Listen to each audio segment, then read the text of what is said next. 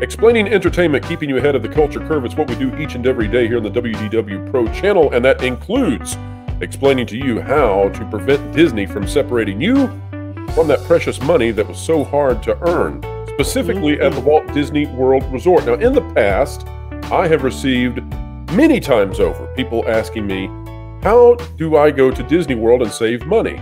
But there's a new phenomenon which is occurring. Over and over again now, I am receiving messages from people who, let's say they don't want to give Disney any money at all anymore. They feel that Disney is a company that doesn't deserve their money, and yet they have cherished memories of Walt Disney World, and they still want to go. They just don't want to give Disney any more money than is absolutely necessary. I even have people messaging me with sort of a moral dilemma. They believe that Disney is up to absolutely no good, and they often will say things like, Pro, my family is going to Walt Disney World this summer, and I don't want to miss out on those family memories, but I don't want to give Disney any money. I feel that it's a moral obligation that I have to withhold as much as I possibly can. I don't want to support this company. What do I do? And so to help me parse through this and explain how all of you can go to Walt Disney World and give Mickey as little as possible, I have invited the ever-effervescent Lorena Creel back to the channel yet again. You know she must be fantastic because I just keep inviting her. She is absolutely deserving of you going over and checking out her channel. Lorena, welcome back yet again. Oh, thank you so much, Pro, and thank you so much for having me back. I love being here with you. Well, we love having you here, and we're going to dive straight into this, folks. Before we do, if you like content like this, consider clicking the like button, share, subscribe, and that notification bell. It's fun to click it and stick it to the algorithms. Don't forget to drop a comment down below. And the Pro Show. The Pro Show starts this Thursday. That's tomorrow, 5 to 7 p.m. And Lorena is going to try and make it as well. So that's going to be very exciting. A big panel of guests and a big debut video. The first time we're going live here on this channel. Let's hope nobody hits that red button a little bit too early. Valiant Renegade, don't even think about it. Now, Lorena, what we're going to do is we're going to each give 5 ways that everybody out there watching can avoid giving Disney your money when you go to Disney World. Now, clearly, it's going to cost you something. It's just almost impossible, although it has been done. But in order to have a good time and spend time with your family, if your family's going, you're going to have to spend a little cash. So we're each going to take 5 points. Let's start with you. What is your first point for how to avoid giving Disney money?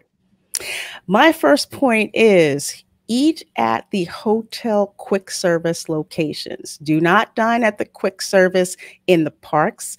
I have found those restaurants to be very noisy, to not be as clean, and the food service to not be as good of a quality. Like, say, if you just escape the parks, go to like the Contemporary or the Grand Floridian, or even Beaches and Cream over in the Beach Club, or even Pop Century and Art of Animation. Actually, Art of Animation, which is the Value Hotel. Their food court is amazing.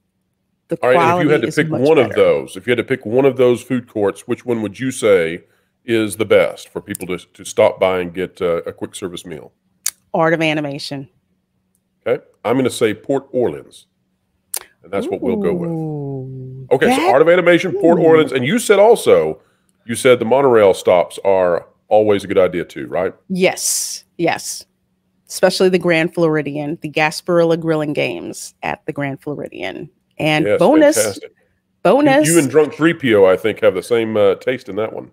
What's really? I love it. I love it. So you said bonus? Yes, a bonus at the Grand Floridian. If you eat at Gasparilla Grilling Games in the evening, you can take your meal outside and watch the fireworks from the Magic Kingdom at the marina. Oh, that's a big bonus. And I believe that the music is still piped in at that location. Is that correct? Yes, the music is still piped in, and you can also see Cinderella's castle from Gasparilla Grilling Games on the inside. There you go. That's got to be worth a lot of money, and yet you're not giving much of it at all to the mouse if you're unhappy with the mouse right now. All right, my first tip for going to Walt Disney World and not giving money to Disney is going to be in that same sort of theme. We're talking about eating, and that is going to be that, in fact, you can save money by going and eating at the buffets at Disney. I know that seems counterintuitive. However, the buffets are often locked in at a price which has not shifted greatly following the pandemic, whereas many of the restaurants have increased greatly.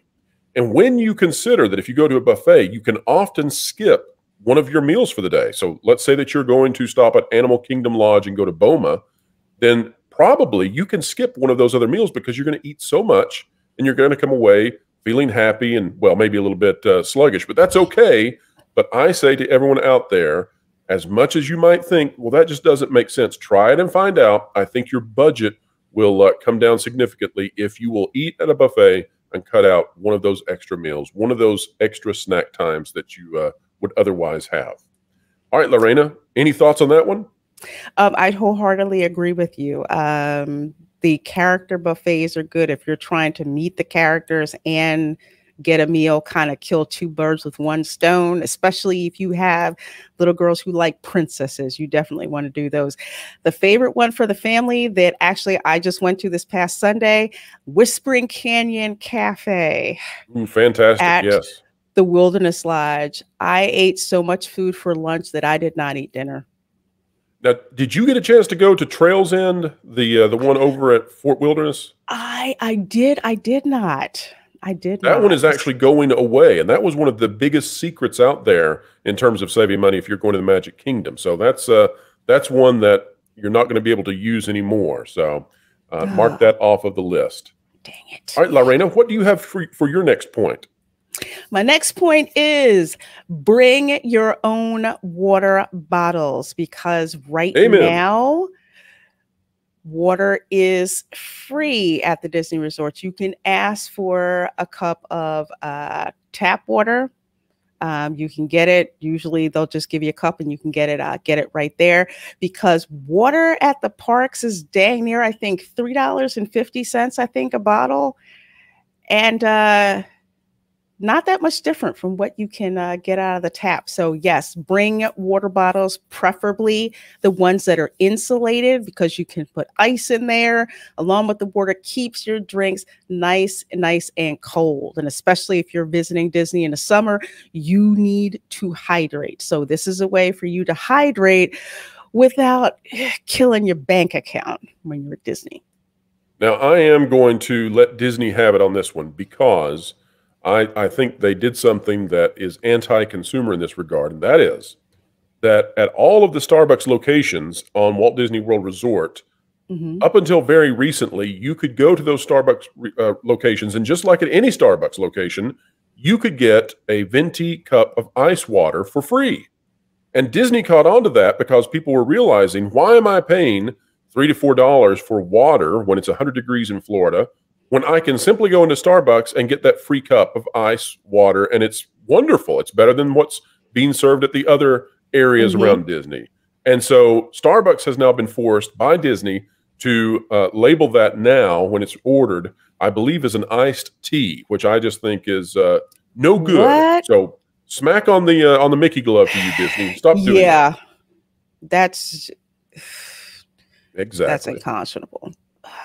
All right, so my second idea for how you can go to Disney World without giving much money to Disney is, if you are a military member, or if you have served in the military, or if anyone in your family has served in the military and is going to Walt Disney World Resort with you, I cannot recommend enough that you go to Shades of Green, the resort that is specifically for military families.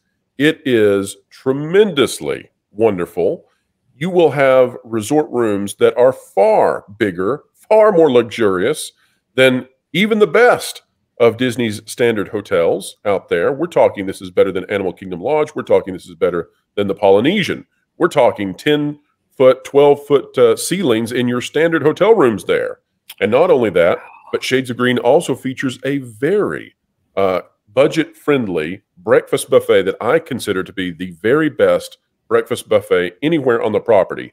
When you stay at Shades of Green, of course, you're staying at a military resort, and therefore your money is largely not going to Mickey Mouse. Lorena, have you ever been over to Shades of Green?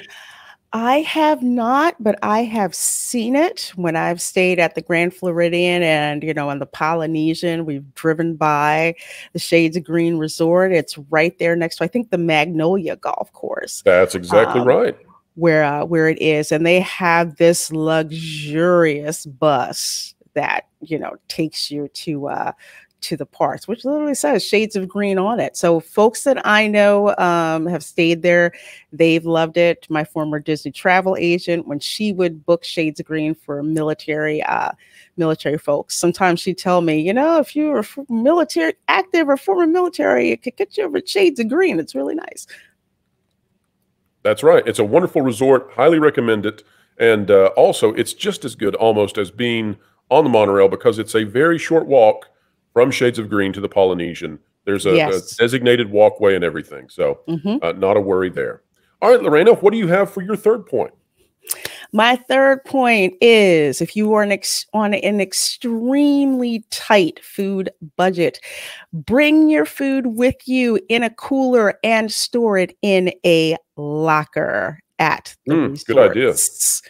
Yes, this way you can have all, if you want to make your sandwiches, snacks, all of that, you can put that all in the cooler. You are allowed to bring it inside the park. Rent a locker for, I forget how much it is now. I think it's about $20 or so, but everything is there. So you can bring like your ice packs, all of that, take a break. You can either take your food out, eat it right there at the park if you want to, or some people go back to your cars, but honestly, I'd say, stay in the park. I've even seen people at Epcot, they have brought their food with them and they went in the Connections Cafe and just ate what they brought with them.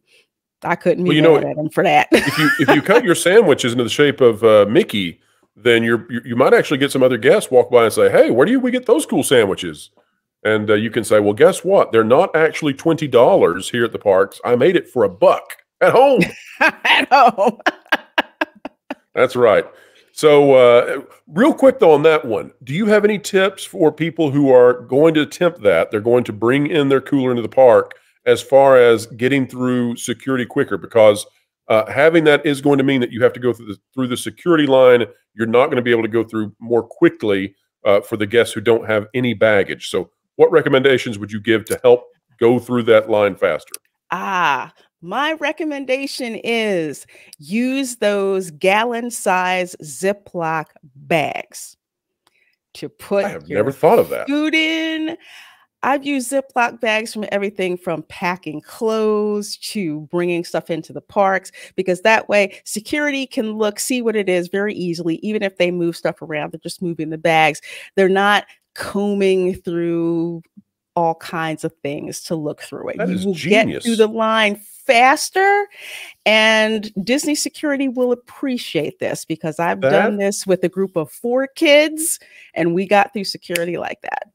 That is genius. I mean, I have went to Disney parks at this point probably 1,000 times, and I have never thought of that. I have never told anybody to do that. I am so glad that I asked that follow-up question.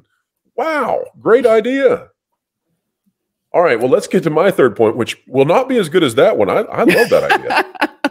So my third point, if you want to save money going to Disney and not give the mouse more of it, I recommend that you seriously consider going to the water parks instead of the theme parks, even if that just means substituting the theme parks out 1 or 2 of your days and going to the water parks. I promise you, Typhoon Lagoon is one of the best theme parks, or one of the best water parks in the world. You are going to have a fantastic time. It's going to be wonderful. And yes, I know the pool areas at the Disney hotels are great as well, and that's another way to save money. But stop on by Typhoon Lagoon, and Blizzard Beach is fine too, but I really like Typhoon Lagoon. It's the one that's going to be open for the next little while, and I think that it's a great way to save money. You'll get tons of value, and the little kids especially will greatly enjoy the kiddie areas. What do you think about that one, Lorena? Any good? I like that one, especially as Blizzard Beach is probably my family's favorite water park to go to Oh no, you're at Blizzard Walt Beach Disney people. We World. can't be friends anymore. I'm Typhoon Lagoon people. That's finally the thing that created division between us. So for everybody out there who's like, surely they can't agree on everything, it's the water parks. That's what Yeah, did it. yeah, yeah. All right, But Lorena, what do you got for your fourth point? for my fourth point, and this one is my favorite, visit Disney Springs. Hmm. Reason for that is you even have better restaurants that are in the parks. You have all kinds of shops from all over the place that are not affiliated with Disney except to rent the space. You've got disrespectful dessert places. You've got upscale dining places like Morimoto Asia. You've also got the largest World of Disney store that is there, so you can actually get merchandise without stepping into the parks. And there's also live entertainment on the weekends, which is just fabulous. So it's like you're getting atmosphere and a show at the same time. There's balloon rides that's there, and it's a lot of fun to go. And you can take boat transportation from Disney Springs over to the French Quarter Oh, great or idea. And then you get those Orleans shrimp and grits.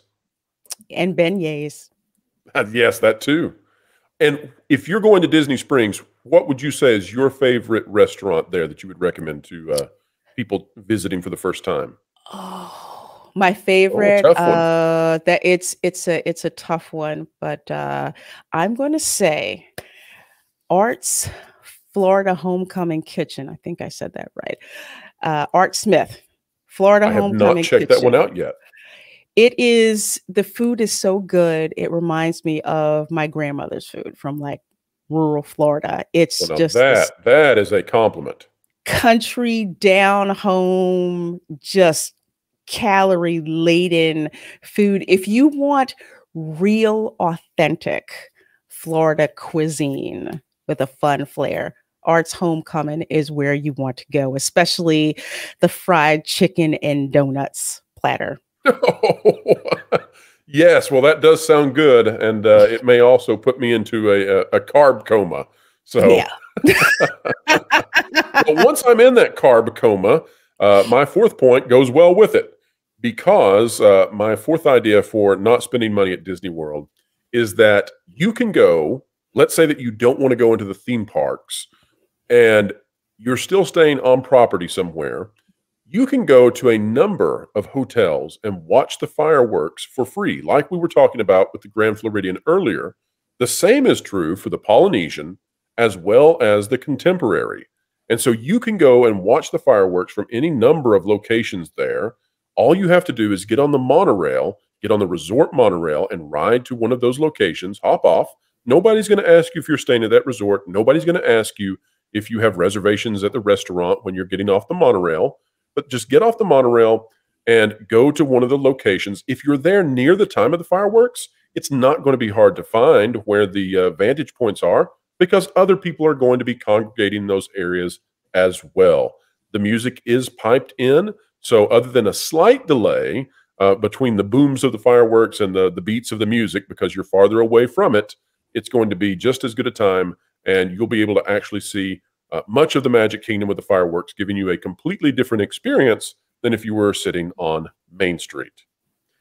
All right, Lorena, it is time for your final big idea for how to save money when going to Walt Disney World this summer. What do you have? Buy your Disney swag before you get to the parks. Two of my favorite places for Disney swag are Walmart and Target. You can get everything from Disney t-shirts to Disney sweatpants, Disney water bottles, and if you have small children, you can buy all kinds of Disney swag to put together in like a little care package for them so that whenever they see that $25, probably $30 now bubble wand, guess what? Hey, we got stuff for you, already to kind of distract them. So if you can get that stuff before you get there, much cheaper. Snag the swag before you go to the parks, right? Yeah. Oh, and let me say this too. Let me piggyback on what you've just said. When you go to the parks, if you're going to be there in the evening with children, we all know how this works. As soon as it gets dark, Disney starts coming out there with all the glowy stuff. And Yes. kids love glowy stuff, right? Kids love Yes. bubbles. Kids love glowy stuff. So just like you can get the Disney swag before you go to the parks, you can also get some of that glowy stuff, whether it's off of Amazon or wherever. Get the little things that glow, the little necklaces, whatever. They cost like 50 cents. And just, all you got to do is break them. You actually just break the little piece inside, and all of a sudden it'll start glowing. And then your child has something that they can enjoy without you spending a whopping amount of cash, right? Yes. And giving Disney all that profit on something that cost them 5% of what they're charging you. Make sure to do that. Absolutely. All right. It is time for my final recommendation. And this is a big one. So families out there going to Disney, listen closely. Genie Plus is the service that Disney offers now, which charges you for what was once a free service. And on every single day that is under capacity, anytime that the parks are not fully crowded, buying Genie Plus, we've done the study on this at thatparkplace.com. We have done the research. You are saving very little time when you purchase Genie Plus versus just going and enjoying the rides yourself. Now, that is not true if we're talking about the biggest rides that have individual lightning lanes where you have to buy the individual passes. So we're not talking about Rise of the Resistance. We're not talking about the Avatar ride. We're not talking about that stuff. We're talking about Big Thunder Mountain Railroad. We're talking about these other attractions where, and oftentimes, here's what really gets me about this. So let's say that you pay all that money for your family of 4 or 5 for Genie Plus, and then you get that what we used to call Fast Pass. Now it's the Lightning Lane. You get that for an attraction right before closing. You think, oh, good, we got that one. That's great. And then you go through that line. If you'll just sneak your head across the corner and look in the standby line, you may find out there's nobody there. Like you've got this Lightning Lane and there's nobody in the line for the attraction. You literally could have just walked on. Disney hides that pretty well, and they mask that. And sometimes, and I'm not saying that this is intentional, but sometimes also those standby line queue times are a little inflated, especially closer to closing. So just be aware of that. In my humble opinion, based on the research we've done at thatparkplace.com, you're just not getting that much out of Genie Plus, except when the parks are fully maxed out. So perhaps on those busiest days, it does pay to play with Genie Plus. But otherwise, you're wasting your money. The less crowded it is, the more that's true. Lorena, am I telling the truth on that one? What do you think? You are telling the truth on that one from my not so scientific experience. My whole thing is you get there as soon as the park opens. You get to do those bigger attractions, and you can just go right in the standby line and get that done. But overall, I tell people don't bother with Genie Plus unless it's like, say, high demand periods like spring break, Easter, 4th of July. Yep, shoulder to shoulder last crowds. 2 weeks of December. Yes, Sea of Humanity, which is back now.